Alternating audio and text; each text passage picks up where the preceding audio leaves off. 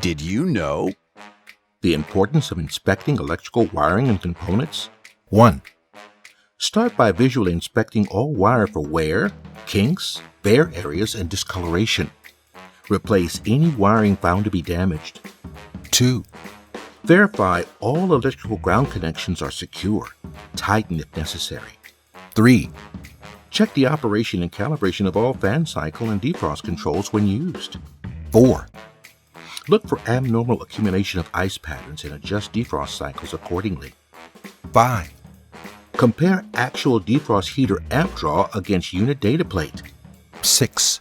Visually inspect heaters to ensure even surface contact with coil. If heaters have crept out, decrease defrost termination temperatures to be sure you have an even coil frost pattern. Realign heaters as needed. 7. On freezers, check the drain line heater tape for proper operation.